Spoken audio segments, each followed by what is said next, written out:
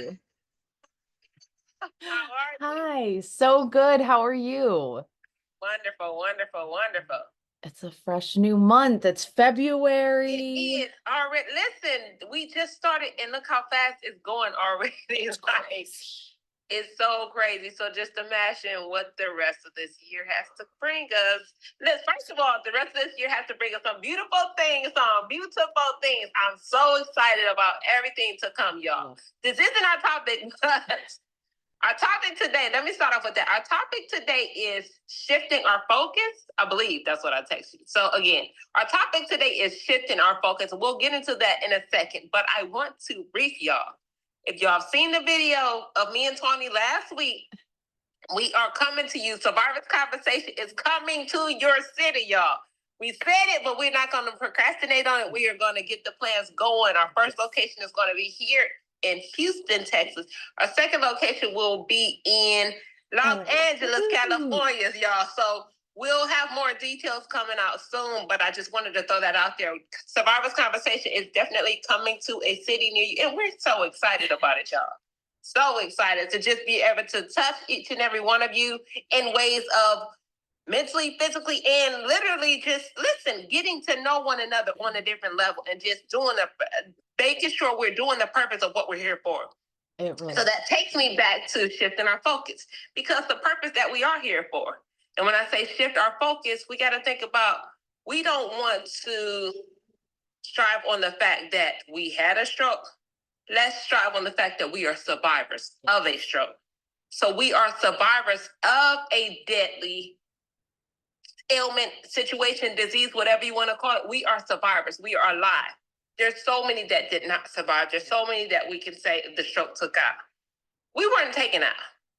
And we don't want us to, we may not be where we want to be yet today, but we still have the breath of life that we can get there. We can get to the next level. And then you got to take somebody like Tawnie and myself to look at us to say, I want to, so we act as advocates for survivors, and we speak on the levels of teaching y'all and educating y'all and loving on y'all, so y'all don't go through things that we went through in our process of recovery, the things that we still may be going through, and underneath it all, the blind eye that we still going through today as we're still struggling and we're still working through becoming, living our best life post being a survivors. So again, shifting our focus, as we can even take you back to shift the focus as, hey, we're not happy that we had a stroke, but you're doing better than you were. And I can say I'm doing better than I were in the sense that I'm not still in a coma. I'm out of my coma. I'm moving.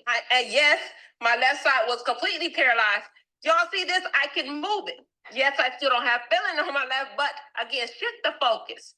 Shift the focus. I'm not complaining about, hey, not having a feeling. Blue over here still do what it want to do. Blue gonna get it done. Blue gonna get it done. I'm gonna make Blue do what it do, because Blue doesn't control me. I control Blue. Yes. So think about all those things when we say shift the focus. So yesterday, you may say, hey, I didn't know we can do something like this to, even though I don't have feelings, to still use the arm, even though you don't have the feeling, to make it work. So that was yesterday's thinking. Let's shift the focus to say, hey, I learned something new today. Or I saw a new exercise, or Tracey or Tawnie was talking about something, or any of our other beautiful survivors talking about something, and say, hey, I was thinking like that, but they gave me a new outlook. They gave me a new perspective to look at in my life, that I have a breath of life. And I am not today where I was yesterday. So shifting that focus has so many different definitions I want you to look at. Let's look into the future. Look into the future, and it takes me back to, y'all already know my faith is in God.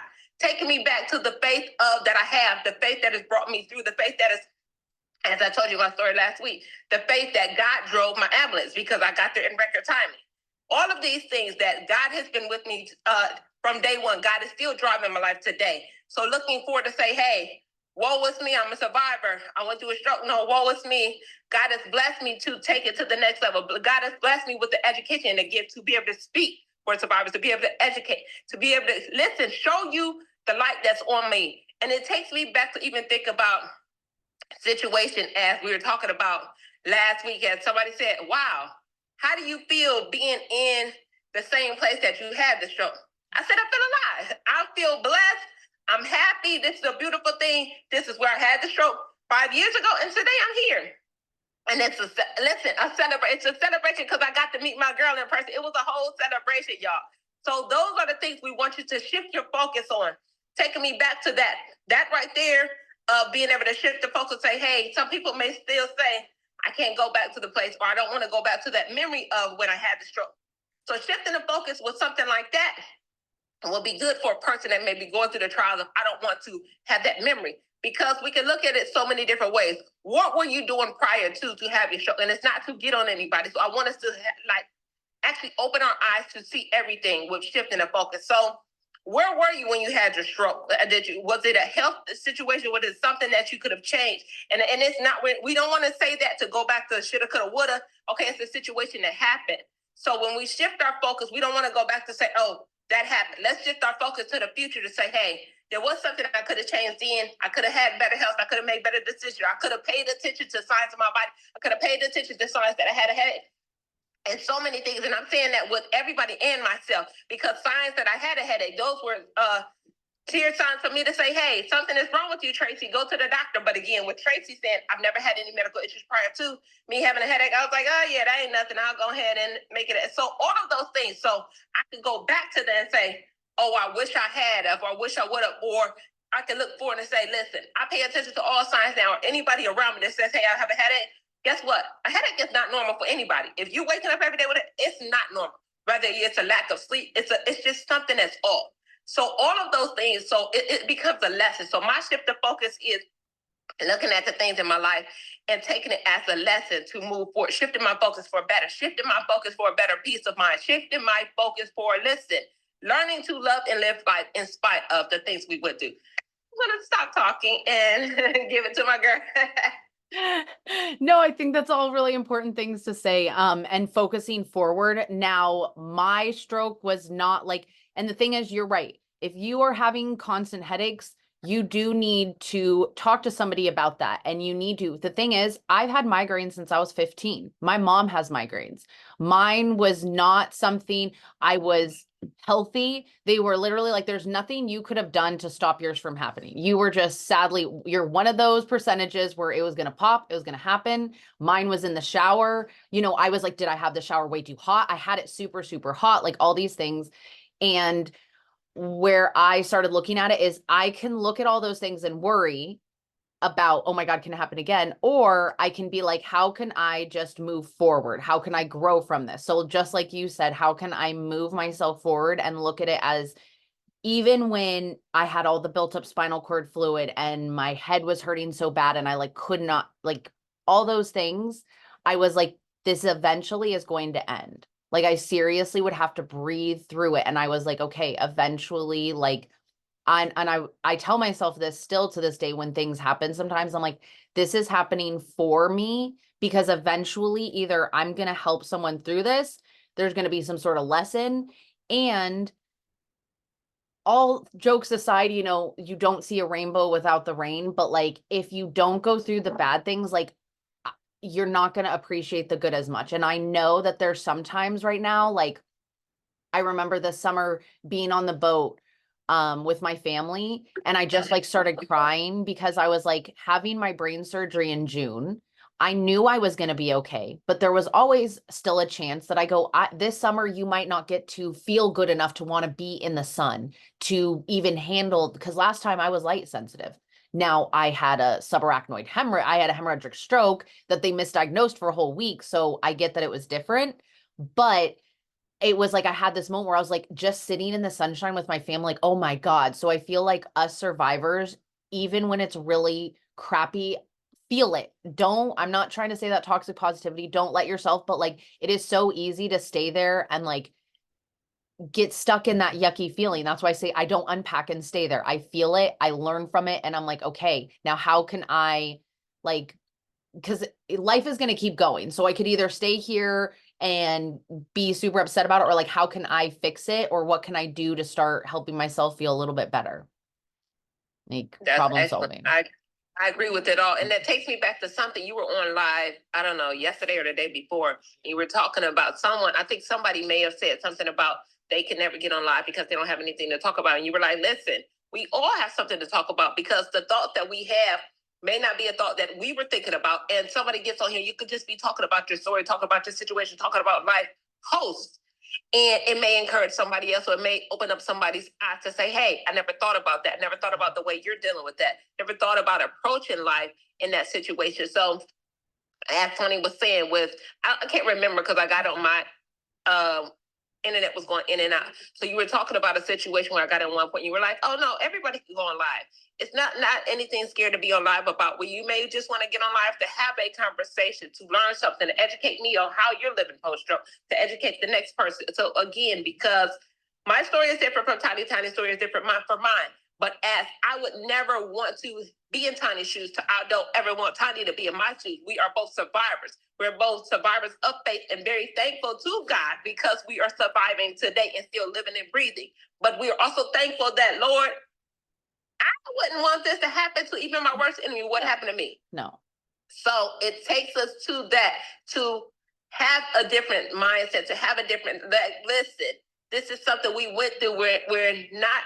No, I mean, yeah, we know we are blessed to have gone. We are blessed to have gone through. I say it's here you go. It's the dues suck. This club that we're in, the dues are terrible. But once you're in this club, it is the best club of supportive people. I have never had more people cheer me on sincerely. Like I'm like, that's what, like, just be so happy for you and want you to like do well and care about you and that kind of support. But like, I don't wish this, like you said, on your worst enemy. Like I don't, and then cause I mean, yeah, you're like, no, I wouldn't want anyone to have to go through half of the crap I did. Yes. Like, but listen, at the end of the day, it's a beautiful thing. It's a beautiful thing where we are today. As one of the my favorite hashtags is Strokes Made Us Friends. Strokes Made Us Friends. Listen, I would never know this community. Yes. I wouldn't know you. In my lifestyle, my career, I have been in the health and wellness career field for 25 years. And even when I had the stroke, I knew nothing about it. Like, I literally remember joking with the doctor, like, I can't have no stroke. I don't have no, listen, I don't fit under any of the categories, out of blah, all of the things. And I'm like, so what are you saying? Oh, and then that's when he begins to tell me statistics is you're the number one disabled. You may not get might not get your movement back. You may be disabled for the rest of life. You may not be walking because of the type of stroke and the size of the brain bleed you had. And even still, with not knowing, not having the knowledge of everything about it, I still laughed at him. And I laughed at him because of my face. So instantly, I took even though I was not even thinking, my focus shifts on, you don't know the God I serve. Yeah. I said, listen, I'm gonna be disabled. No, baby, no. I may have no, I'm not. But I am not about to be in this. Listen, I've been surviving that doggone wheelchair in a week. I love setting off every alarm because they're like, ma'am, you can't walk. You can't. But you want me to sit here and not even try? Like, that whole situation just boggled my mind, even though my mind was still not functioning. Like, so, and okay, that's a topic for next week. Yeah. The whole thing of the mentality when we really already dealing with, we've lost the brain disconnect and we're dealing with the fact that we're trying to figure out how to function, trying to figure out how to live, trying to figure out how to think. And then you have a medical professional saying, hey, I want you to stay in this wheelchair. I want you to stay in this bed. My brain was like, who the hell's gonna live like this? I can't sit in this chair. I can't sit in this bed. I know. Get up and move. Y'all tripping. I feel that. And I think a lot of us survivors are like that. You're like, no, I'm not. Like, bed rest. I was like, okay, so can I have like this swinging hanging chair that I can sit in? Cause I can't just lay in this bed all day for hours and hours. And then they're like, you can only use the stairs once, like to go downstairs. And it's just like, are you serious right now? This is the real reality, but it's crazy. And I try and remind myself sometimes when I get like you said, shifting the perspective. Like, I will do things and people are like, you do so much that I don't think you still have neurofatigue. It has gotten a lot better, but I will tell you, I have learned my flow better. I've learned, hey, if I'm going to go walk those dogs, guess what? My little booty is doing after. I'm sitting on that couch or I'm laying in this bed. I'm not going. I got to go chill, go chill, go chill. Then I can do more in the day. If you want me to go, get ready, because mid-afternoon, I'm going to have like a little mini coma. And so before, I used to look at that as like, dang it, why can't I? And we've all said it, get back to how I used to be able to do everything. Guess what? There's no going back. Forget back. It's forward. It's forward. And guess what? There was a period where going down the stairs, I needed to rest after. And it was Yes. hard. And so I'm like, hold the front door that you were just like, I have to rest after I walk the dogs for 30 minutes. It's like, do you just hear yourself? After you walk the dog for 30 minutes, or the situation, like you said, I had to rest after 3 stairs. Like, give me a break. I need to sit down now on the stairs because I can't do the rest. So, but to the and I call it the naked eye for people that have not gone to this again. We don't want you to go to this. They're like, what do you mean you're tired? You didn't do anything. And that's what I can relate to you because hey, take your time. I know even getting up out of this chair, you're gonna be tired because it's not natural for our body. It takes us back to a stroke. We had to disconnect the brain. So the disconnecting the brain now takes us back to that infancy and that baby mindset to say, hey, we don't know how to do any of these things. Yes, we look like an adult, but we don't have that ability to do it. So me getting up out of the chair, it looks so easy to you, but it's extremely tiring. But at the same time, I'm grateful that I can get up and do it. And as Tawnie said, this walking the dog for 30 minutes and I need to sit down. Listen, that's a blessing in so many different ways because who even thought we were ever getting to the point that we could walk the dog for 30 minutes? They told me I still have the wouldn't. ability to do it. Yeah. That was one of those, they said, oh, you'll never walk both your dogs again. And I said, watch me. And that's why now I love when I do it and I'm live. I'm like, look at me now. Like my neurosurgeon would be like, what? You know what? Our topic for next week. Sorry, y'all, my mind just went there. Our topic for next week is, I think we're gonna call it "Look at Me Now."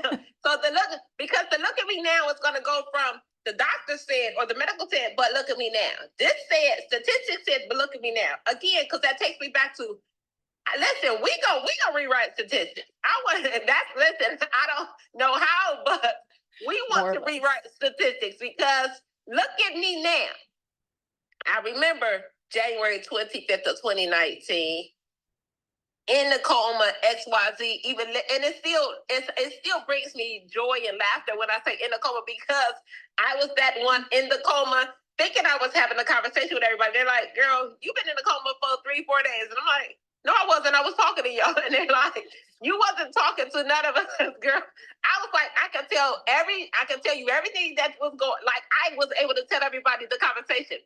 Wow. Like I remember when you walked in the room. See, I remind people when they say they're like, she's in a coma, I'm like, she hears everything. You be so positive and so motivational and you say as much positivity and you make sure if those doctors say anything with any bit, you are like, you be positive in front of her. You freaking don't, you dare. I was like, girl. No. So I'm glad you said that you heard it all. That's wild. I heard it all. And it takes me back to a thought, which I don't know, this is way off subject, but that reminds me now thinking about how I thought I was awake all those time. I remember when the ambulance driver came back to tell my story, like he had to come see me. Girl, Tawnie, I really don't even know if I was awake or I was still in a coma. So I remember he came back to tell the story, like I had to come and see you because blah, blah, blah. Her face was just so amazing. He said, listen, I said, as soon as I get off my shift, I'm coming back to see her. But now thinking about it today, Tawnie, girl, I think I may have still been in a coma. I think I may have still been in a coma. I heard everything that man said. Some people, I don't remember anything. It's very common. I feel like it's like 50-50. It's like either they remember, they're like, I heard it all, or people like, no, I don't remember anything. Or bits and pieces. Okay, I shouldn't say that. How do you train your mental mind to become more disciplined? Are there things you did that helped you become more disciplined? For sure. It's also not a one size fits all, but like that was my focus because I don't have the physical deficits, but bleeding in my brain for a week, my brain naturally goes depressy and stressy. So for me to be happy and optimistic and like, yeah, instead of like, it takes retraining. And so you'll see there's a reason why everyone talks about meditation, like affirmations. It really is gratitude. And that was the first thing the doctors told me was gratitude. Because I was just documenting all of my blood pressure medicines, all my meds and things. And I'm like, no wonder it's depressing every day. You're just like, hi, here's all things wrong with me. Here's when I take my meds. So I started writing 3 things I'm grateful for. And I have done that. It'll be 8 years in May. Like that's my non-negotiable. I try and meditate every morning. I've even bumped it up to I try to meditate every morning and at night. They done research on it, and I had Cody was at dinner with us and it was amazing. His doctor was like, I've heard people say that, but they were like doing his brain scan and he was like, just let me meditate for like a couple minutes. They left him and they came back and rescanned and the doctor was like, I know I've read the studies and everything. He's like, but I've never seen someone like actually fucking flip and do it. Like, so it's Really? just really cool. If you have more questions, and I'm like really into always trying different things, that's why Tracey's so into exercise. There's a reason you're hacking those happy chemicals. You feel depressy and stressy, guess what? Go get your body moving. Are you So drinking enough it water? is. So I agree. I agree. Just to piggyback off what Tawnie said, it's definitely everybody's going to be different as Tawnie, and because Tawnie always says it so much, I'm gonna be honest. I've never been a person to really sit down to even take a break. Still post stroke. I'm still working on this. Can I change your thought process about it? Because I used to feel that about meditation too, that it's just sitting there going, no. Like you can walk and meditate. You can have your coffee and meditate. It's just like being mindful. And as a bodybuilder, you probably don't even realize you're doing it. All that breath work when you're like really isolating your muscles and doing those things in a way that is a type of meditation because you're like so in your zone that you're like focused on what you're doing. Like and you can train your brain. My brain still goes all over the place when I meditate. So I just want to change the thought process about that because I thought, oh, they just sit there and you just have all these beautiful thoughts in your mind all the time of like rainbows and butterflies and good things. Like, no, I'll be sitting there and I'll be like, God, my dog's drinking so loud. That's so weird. And I'm like, oh, can you stop? Are you done yet? And like your brain still has those things, but you start to learn like, is that a big deal? Sometimes you don't even notice that. Come back to here. So like guided meditations and other things, but I'm all into that kind of stuff. Well, so I'm gonna say I said so. Now you brought me to another thought because I think you told me that last time. So people do say to me all the time, like I'm one of those people. I drive and I do not play any music or anything. I drive and that's my zone out time to the point that I sometimes like. How did I even get here? Don't know where I ended up at because that is my focus. Like to me, the music in my car, it distracts me. So that's my quiet time. And even if you get in my car, put your headphones on, do whatever you want to do, because that is my time to focus on everything that I have in my mind, and I literally zone out. So that I would say that part. So I would say my meditation is all the time in the car, and I'm in the car so much from doing whatever, but that's my peace of mind. Was that's that pre-stroke and post-stroke? So pre? See, I do it more. I don't know. Wait, it's 5 years. Did I listen to music? I don't know. I can't think, girl. I can't think. But I know for a fact, post baby, it's completely quiet in my car. And it's like, what are you playing? Nothing. Put your headphones on, sit in the back, or don't even sit in my front seat. And I'm one of those. They'll tell you, don't even sit in my front seat because I don't want you to interrupt anything that I have. And interrupt anything. You like Uber? Yeah, I'm Uber. I'm Uber, and I don't have no problem with it. Get in the back seat and do whatever you got to do because that is my time that I literally zone out when I'm driving in the car. So that is my space. So again, to go back to last I was saying, to piggyback off of Tawnie, that's my space that which I don't really relate to that. It's actually something I do naturally, but also as she said, I'm so into fitness. My meditation and my feel good is I have to get in there and work out. So that's why I tell people because I want to feel good so much. That's why I go back to the faith of God. Even so, when I was been down 1, 2, 3, 4, 5 times, been down, not being able to work out from an injury or from another surgery or something like that, I have to tap into faith as my base to say, how do I get my mental on the right path so I'm not going crazy? I'm not thinking about, dang, I'm having another surgery because of this stroke. I'm having another surgery because of this. So I could so easily go back to all of these things because all of the surgeries that I've had in the past 5 years with 6, 7 surgeries has been because of this doggone stroke. So, but guess what? I go back to the faith part and say, Lord, thank God I'm alive. Thank God I made it through that surgery. Thank God I'm still able to do it. So yes, when I'm able to get back and to do a little bit as my love for that fitness, it's so much peace. It's so much joy. Like, thank you, Jesus. I'm back to doing what I love. Like, thank you, Jesus. That's what people like. You're crazy, but you're the only person I know that's happy to work out. absolutely happy. Like that is my peace of mind. That is my joy as to work out. And I'll be in there cussing myself out because the workout is hard as heck. But after I'm done, I'm like, oh my gosh, I'm so sore. Like, if you would have seen me walk to this couch right now, girl, I'm sore as heck. But I'm happy that I'm sore as heck because I was able to move my body in ways that I was not able to do when I was laying on the bed 5 years ago. So all of those things, we have to shift our focus and look at the bigger picture of life. We're breathing. We have another day. We have new ways, and we have to learn how to embrace new ways and new thoughts. As this young man is asking, what do you get? How do you tap into that mental? Let's figure out how. Let's figure out what's going to work for you. So whatever your love and your hobby is, and I always say an easy way to tap into something like that is to figure out something that doesn't feel like a task to you. Working out isn't a task to me. Working out is my joy. So that could be why I zone out when I'm driving, because it's okay. I know I got to get from A to B. That's my zone out time. So things like that you got to think about. Or Tawnie when she's walking her dog. That's the joy. It's another joy because she goes back to when the doctor said she'll never do it. Baby, she's be skipping along on live like this is what I'm doing right now. It doesn't matter how she's feeling or what she's doing. That's what she was able to tap into to say, hey, this is going to give me the joy. This is the mental clarity that I need to get me to the next level.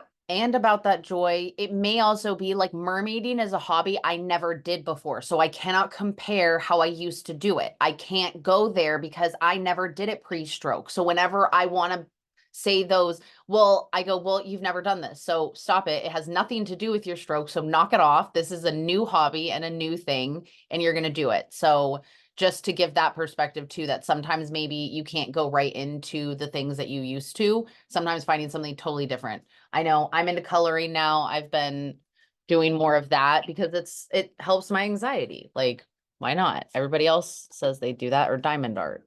So we'll try stuff. That's good.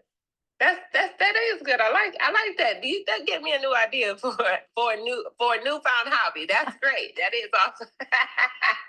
Listen, I always get so much joy from you, Tawnie. This is awesome. I appreciate you. And everybody who was on, feel free, ask any questions. I know we have quite a few topics now for next week. I'll see you guys next Thursday. And I forgot them all, so you'll have to remind me. You'll have to go back and remind me which one they were, because I totally forgot what they were that fast.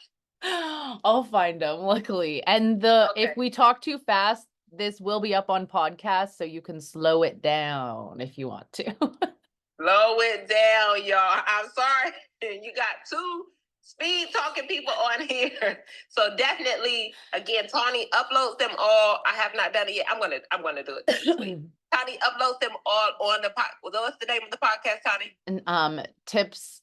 Just type in Tawnie the Neuro Mermaid, but I've been commenting it. So once this is up, if you go to the comment section, you'll see it too. And I'll tag you. So it'll be in our stories so you guys can find it. But Tracey, and all the information will be there. I'll drop the links. So slow us down on the podcast if we're talking too fast. But I think we did good today. Yeah, I think so too. Working. Okay. And we will see y'all next week, following up with one of the topics that we said out of the many. Yes. Bye, hon. I'll talk to you soon. Bye. Oh, that's so funny. Okay. Now we're just gonna